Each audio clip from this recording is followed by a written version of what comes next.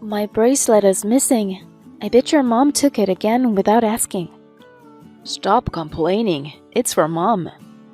My husband's mother has a habit of taking my things without permission, and he just goes along with it. Why won't you help me? I'm seriously upset about this. Around that time, Paul's prized luxury car was stolen. I knew who the culprit was. I'm Karen, 28 years old. My happy life with Paul started to crumble about a year into our marriage. We both work, but I get off work earlier, so I usually get home first and prepare dinner. That day, as I awaited for him, he came home and announced, Next week, Mom's staying with us. What? What do you mean she's staying with us? He got irritated and clarified. She's staying with us. She's moving in. Huh? She's moving in? Yeah, it's like living together. Dad passed away and Mom's been alone. She's getting older and it's tough for her. Wait a minute. You can't just decide this on your own. What about our life? I need some time to think about this. However, he just laughed it off, saying, Don't worry. Our life won't change. Mom wants to live with us for peace of mind. I get that living alone can be scary, but deciding to live together without even consulting me? Couldn't you have mentioned it? No need to report every detail to you. She's my mother, after all. That's exactly why you should tell me. It's different when it's someone else's parent. I have to be considerate. Why are you so upset? I've already decided. So, just go along with it, okay? Wait a minute. I protested, but he just left the room. Left alone, I felt increasingly frustrated. How could he make such a big decision like living together without considering my feelings? He doesn't do any chores, and living with her doesn't seem to bother him because it's his mother. We tried to discuss it several times, but he insisted it was already decided and wouldn't engage in a real conversation. As planned, the next week, my mother-in-law, Mary, moved in. I might not have been so opposed to living together if she was decent, but she's a mean-spirited, manipulative mother-in-law. That's why I've always kept my visits to my in-laws to a minimum. But now she was moving in, and here she is. Sure enough, from day one, she started throwing snide remarks my way. Karen, didn't you know I was coming today? There's dirt in the corner of the room. I'm sorry, I had work today and didn't have time to clean. No excuses. You could have done it after work. But then I wouldn't have had time to prepare dinner. Oh, always talking back. Is this how you act as my son's wife? Be more efficient. I'm sorry. She had been in our house for only 10 minutes and was already causing trouble. I dreaded what was to come. Since then, her rude behavior escalated, constantly stressing me out. One day, I came home from work, and she greeted me with a big smile, saying, Welcome home. It was unusual, so I was taken aback. Then I noticed something shiny around her neck. Wait a minute, that necklace looks like mine. I had a bad feeling and rushed to my room to check my jewelry box. Just as I suspected, my necklace was missing. I went straight to the living room where Mary was sitting and confronted her. Mary, that necklace you're wearing is mine, isn't it? Oh, you finally noticed. It looks good on me, doesn't it? I couldn't believe her audacity. What? Please stop using other people's things without permission.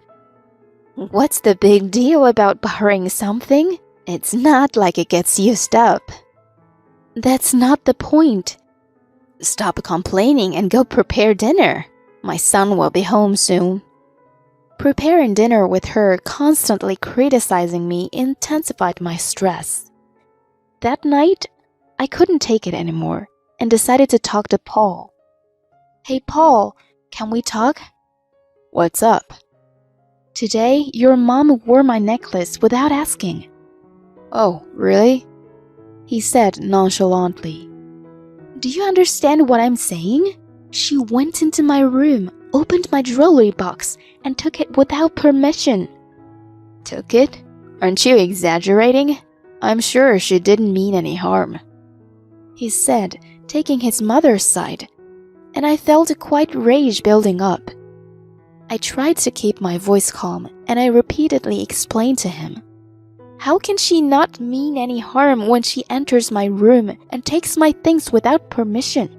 Normally, people apologize for using something without asking. Mom just happened to find something nice. That's not the point. Please talk to her about it. What? You want me to talk to her about it? Yes, of course. She looks down on me. No matter how much I say, it won't make a difference. You're her son. She listens to you. All right, I'll talk to her. Thank you. Despite saying that, it seems like he had completely forgotten about it by the next day. I glared at him several times, but he never ended up talking to his mother about it. Since then, she started using my things without returning them. In other words, she was practically stealing them. No matter how much I asked her not to do it, it was useless because none of the rooms in this house have locks. There's no point in saying anything. At this rate, I'm going to lose all my things. I have to stop her somehow. I need to think of a plan. Then, one day, something unforgivable happened. What? It's gone! It's gone! Why?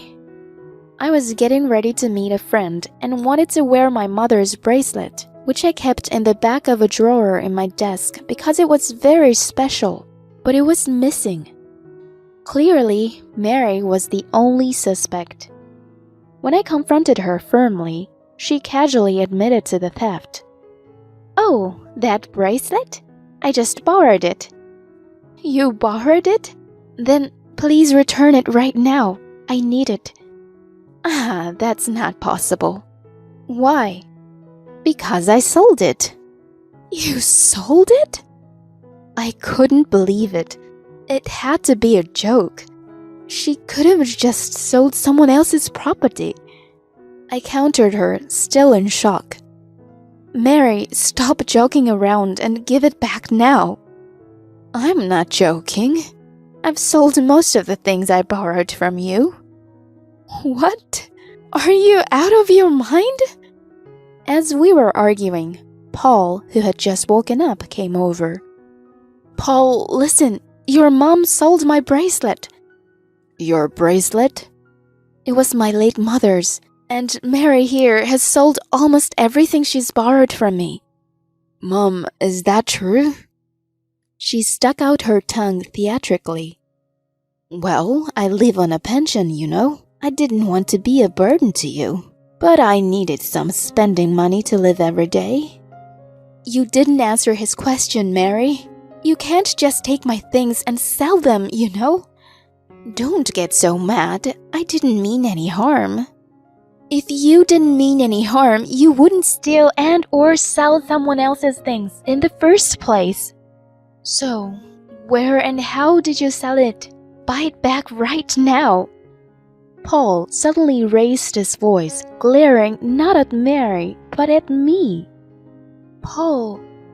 What? My bracelet. Your mom took it without asking. Shut up. It's for Mom, so don't complain. Whoa, hold up. You've got to be kidding me. Why do I have to give up something important to me for your mom? If it makes her happy, then it's fine. She's your mother too. Isn't it a form of respect? As a wife, just listen and do as told. At that moment, I snapped. Enough is enough! Mary, who steals, and Paul, who sides with her. I couldn't stand living with these people anymore. My anger boiling over, I yelled back. That's it! I'm done! This is pointless! If you're not going to give it back, then we're getting a divorce. What? Stop joking about divorce. I'm not joking, I'm serious. Yeah, whatever. I'll bring the divorce papers today then.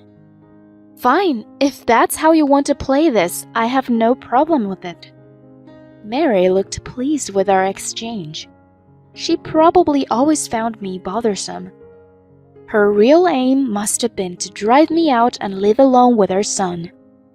That night, Paul came home and handed me a filled-out divorce paper. After signing it, I decided to start packing my things. I decided to leave when the timing was right. During a break at work, I checked my phone and saw several missed calls from Paul's sister, Erica. Wondering if something had happened, I called her back. She told me a shocking fact. Are you serious? Yeah, dead serious. It's a very rare type, not something you see around here. But why? Oh, I took a photo, so you can check.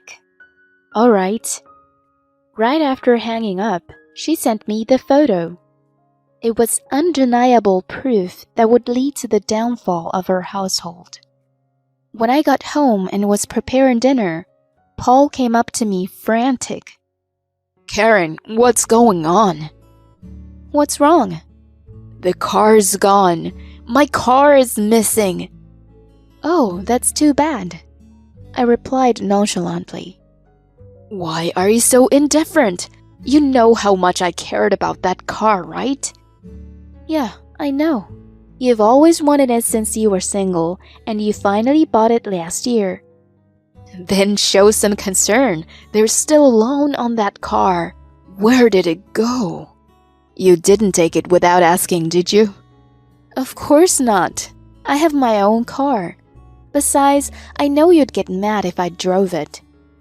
Right. But that car, it was here. Glancing at Mary, she quickly averted her eyes from me.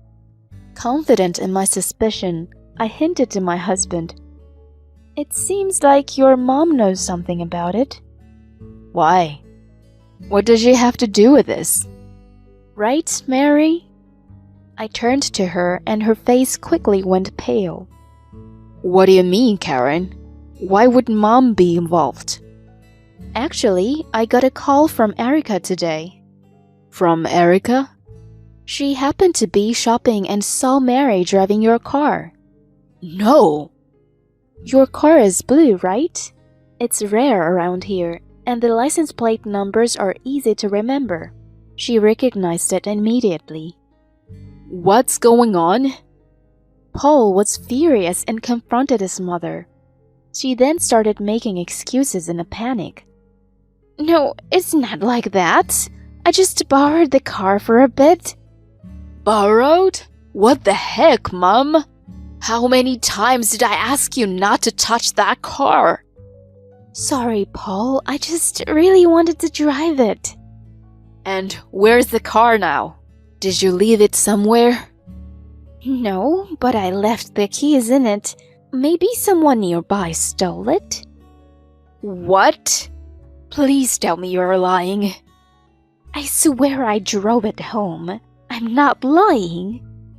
I showed her a piece of evidence that contradicted her story. Mary, you said you drove the car home, but you're lying because you see right here. What? Karen, why do you have that picture? The photo I showed was the one Erica had sent me. It showed Mary driving the car with a big dent in it. Erica took this photo just in case and sent it to me. Mary, you damaged the car and couldn't drive it back, right? No, that's not it. Then where is the car? And don't you think someone would have noticed if it was stolen from the neighborhood? Paul started shaking with rage, his face contorted in anger, and he turned on his mother. Have you gone crazy? Where did you put my car? give it back now. Calm down, Paul. Calm down? You're going to pay for the repairs. That's not possible. I already sold that car. You sold it? That's impossible. The car is registered in my name. I found a dealer that buys anything. They said I could sell it as an agent, so I sold it for $5,700. What? $5,700? His car is still worth tens of thousands of dollars, but Mary, unaware of its value, got swindled by some shady dealer. Realizing this, he exploded in anger, yelling at her like never before. What have you done, Mom? Do you know how much that car meant to me? I'm sorry, Paul. You'll pay for this. I'll give you the $5,700, so let's forget about it. You owe me way more than that. He forced her out of the house and locked the front door. Then he turned to me, dejected. I never thought Mom could be this terrible. I'm sorry for not standing by you. You finally understand, but it's okay. I don't care anymore. I've kicked her out, so let's try to get along as a couple again. No, it's over. He was dumbfounded, his face turned pale, and he clung to me. Wait, I've kicked Mom out. There's no reason for a divorce. I'm fed up with you, too. My decision to divorce won't change. There was no turning back for me. You always took your mother's side. That's too much. You're being too harsh. Harsh? You did nothing when I needed help. Now it's too late. You're getting what you deserve. I hate you as much as your mother. My feelings will never change. Karen, calm down. Shut up. It's all your fault for deciding to live with her without consulting me. Reflect on that, jerk. I'll never forgive you. The car thing is your own doing. Serves you right. What? You really think that? Well, duh. Struggle with the house and car loans. It's the perfect punishment for you. Fall as far as you can, you jerk. With that, I took my packed bags and left the house. I went straight to the city hall to file for divorce. I deleted all of Paul's contacts and cut off all ties with him. Later, I filed claims for the sold personal items. Mary, who had to start working, was now being charged for the car by her son and would probably have to work for the rest of her life. Paul was left with just the loans for the house and car. His life completely changed. He couldn't even enjoy drives for stress relief anymore and spent his days off confined to his house. They were both beyond help. It was a perfect case of poetic justice. Serves them right. I moved to an apartment near my workplace. Now single, I had more financial freedom and a much easier life. Maybe I'll go to the beach or a concert today. This is what freedom feels like. I'm going to enjoy my days off and relish my new life.